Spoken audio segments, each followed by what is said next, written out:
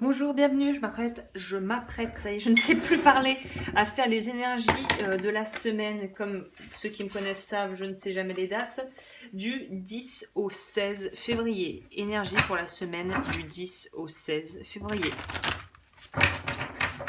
Énergie pour la semaine du 10 au 16 février.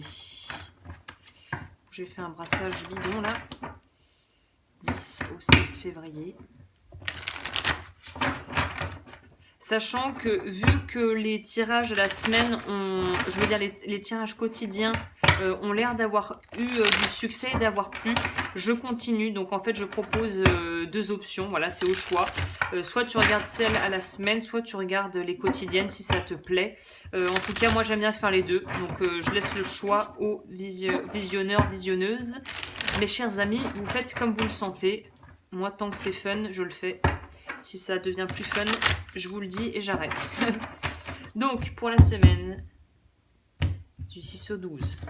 Alors, semaine énergie du 6 au 12, énergie générale.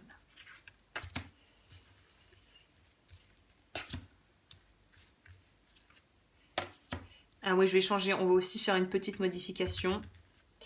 Donc la ligne du haut, c'est la situation, donc les énergies générales. Ensuite, le complément. Et on va tirer deux cartes conseils pour voir pour cette semaine qu'est-ce qui serait le plus judicieux en fonction de ce que les cartes ont à dire du coup. On va prendre celle-ci. On va voir le dos du deck.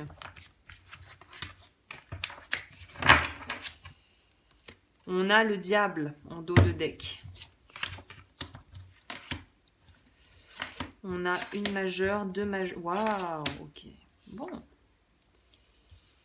Et on va après découvrir ensemble les cartes que j'appellerai les cartes ressources. On va commencer avec ce qu'on a ici. Donc là, clairement, pour la semaine qui arrive, il y a une idée d'avoir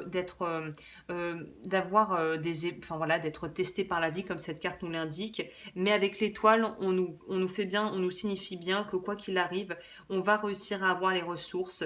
Pour moi, il y a une idée de faire attention à ne ne pas être dissipé, de pas laisser son énergie. Il faut se canaliser et ne pas laisser l'énergie partir de tous les côtés. Il y a aussi une idée d'être dans la modération par rapport à ce que l'on a, être modéré dans ses propos, être modéré aussi par rapport à son alimentation, trouver vraiment juste prendre ce qui nous satisfait, ce qui nous est nécessaire, sans vouloir en prendre plus que ce qu'on a besoin. Il y a vraiment une idée d'être très équitable dans la façon dont on se comporte avec soi-même, avec son corps, mais aussi avec notre rapport aux autres.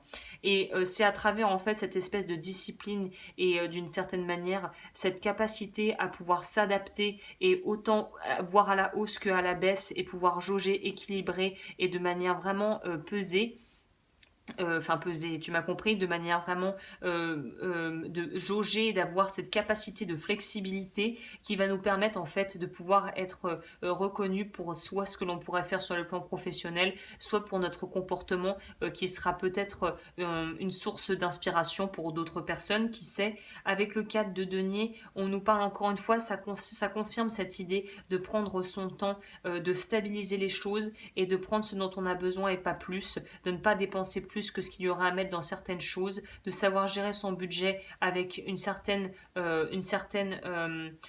je dirais pas rigidité, mais d'être quand même assez ferme pour pouvoir se libérer, puisqu'on a derrière le 4 de bâton.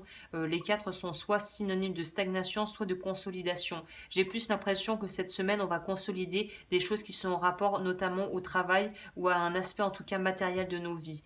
Pour moi, la raison pour laquelle on nous demande de cette semaine de vraiment prendre le temps de poser et de peser le pour et le contre et de s'écouter et de suivre sa petite voix intérieure, c'est parce qu'il y a des choses qui vont pouvoir ensuite, de par la suite, être officialisées, soit à travers des signatures de contrats, des choses qui vont pouvoir être dites de manière officielle à la famille, aux proches, des mariages, des déménagements, enfin tout ce qu'on pourrait imaginer d'officiel. Et c'est pour ça qu'il y a un besoin de bien gérer sa bourse, gérer ses ressources pour pouvoir en fait ne pas tomber dans les travers du diable qui dans ses bons côtés, est capable d'ancrer des choses dans la matière et d'être aussi cette part, on va dire, de tentation qui est nécessaire aussi pour trouver le juste milieu. Si tu ne connais pas les excès, au final, comment tu peux savoir que c'est un excès? Donc là, le diable est là pour nous signifier qu'il faut faire attention à ne pas être trop tombé dans un excès soit de matérialisme, soit au contraire j'allais dire d'hédonisme, mais comment on pourrait dire, de fausse spiritualité où on a l'impression qu'il faut faire un vœu de pauvreté et de chasteté pour être heureux et épanoui. C'est pas du tout ça. Là, c'est vraiment trouver un juste milieu entre ce qui est confortable pour toi et pouvoir aussi récolter le fruit de ce que tu peux créer et de ce que tu peux aussi être à même de recevoir de la vie sans pour autant en abuser. C'est ça.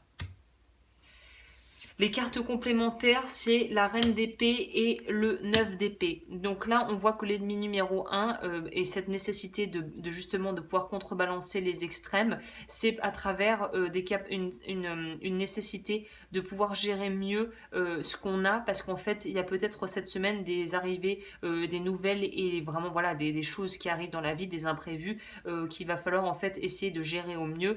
Pour moi, il y a une idée aussi de devoir couper avec la reine d'épée, avec peut-être d'en terminer avec des contrats qui ne seront pas renouvelés, de devoir vraiment décider de manière assez abrupte de continuer ou non dans une direction ou pas. Donc voilà, la reine d'épée, elle, surtout en plus, elle est vraiment illustrée comme ça dans ce tarot. Elle est très déterminée, c'est-à-dire qu'il n'y a pas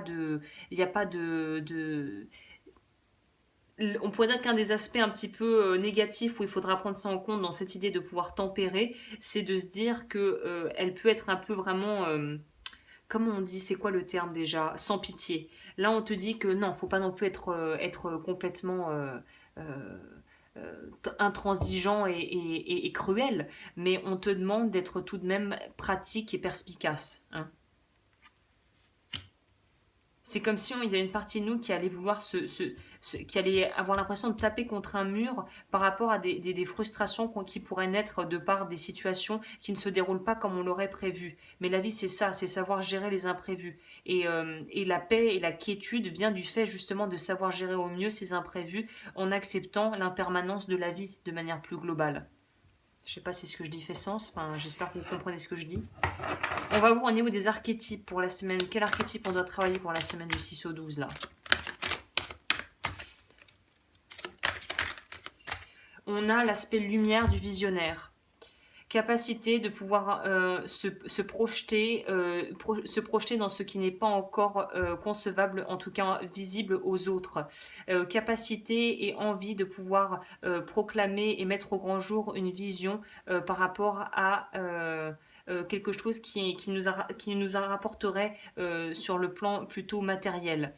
Donc comme la carte l'indique, c'est un peu à l'image de la voyante qui voit dans sa boule de cristal. Le visionnaire, dans l'aspect positif, c'est de malgré les épreuves, ne pas être aussi ne pas se focaliser simplement sur l'aspect de la reine qui, elle, est dans le cas par cas à manager ou à micromanager même tout ce qui se passe. On te demande de prendre plus de recul et d'avoir une vision plus large et d'être capable de ne pas être trop intransigeant et trop dur vis-à-vis des gens qui n'ont pas cette vision ou cette capacité de pouvoir se projeter dans un avenir de la manière dont toi tu pourrais le faire et qui pourrait peut-être même d'ailleurs ne pas vraiment comprendre ou même questionner tes choix par rapport à ce que tu comptes faire au niveau professionnel. Sauf que voilà, c'est pas leurs affaires, tu fais ce que tu veux et de toute façon si toi dans ta tête tout est très clair et que tu as une idée très transparente de la direction que tu as envie de prendre au niveau de ta vie professionnelle et matérielle, et ben fais ce que tu as à faire et ne demande pas aux autres ce qu'ils en pensent. De toute façon c'est ta vie, c'est toi qui commandes, hein.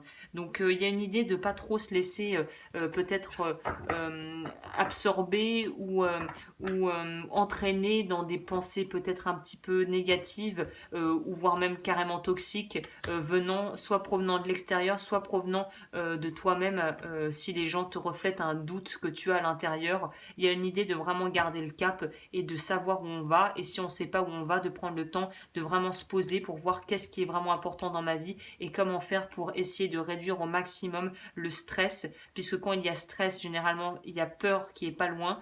Et quand on est dans la peur, on prend des très mauvaises décisions en règle générale. Donc là, on te demande de te poser et d'être capable de pouvoir voir à plus long terme ce que tu souhaites réellement.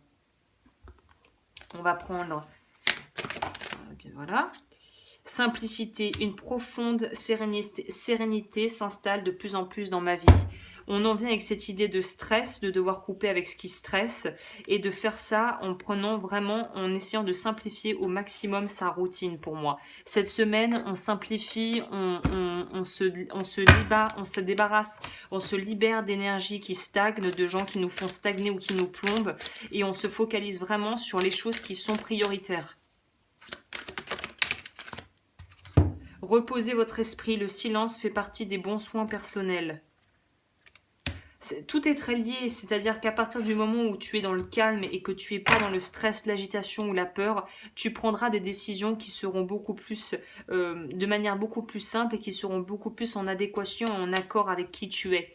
Donc là, cette semaine, c'est vraiment, il y a un besoin quand même d'introspection assez important, mais tout en restant flexible et ouvert à ce que la vie va te proposer. Hein. On va finir avec le Pono, tiens.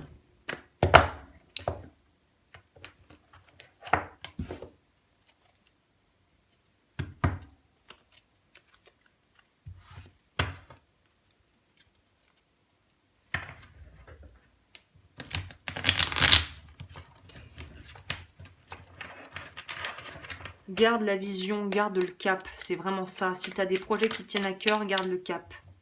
Le pardon permet de vivre dans la paix. Si des événements douloureux du passé viennent perturber notre présent, acceptons de pardonner aux autres, mais également à nous-mêmes, afin de vivre une existence de paix et de bonheur. J'en prends une deuxième.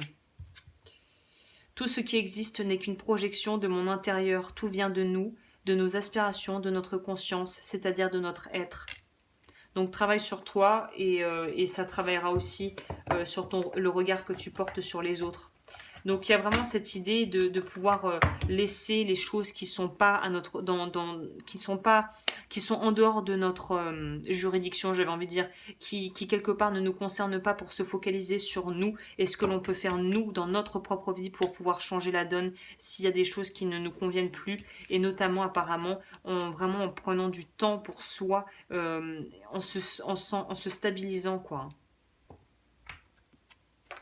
Peut-être que cette semaine, il va falloir dormir plus que d'habitude pour pouvoir se régénérer, quoi. Je n'arrive plus à parler, je suis désolée. Fin de journée, là, c'est commencé à être un peu complexe. On va voir une dernière carte et je terminerai sur ça. Je la relis un coup. Hein. Reposez votre esprit, le silence fait partie des bons soins personnels. Reposez l'esprit.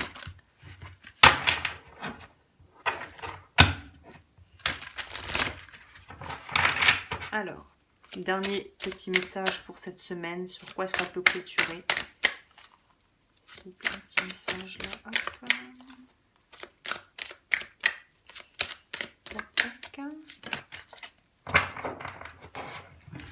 Rituel du matin et du soir.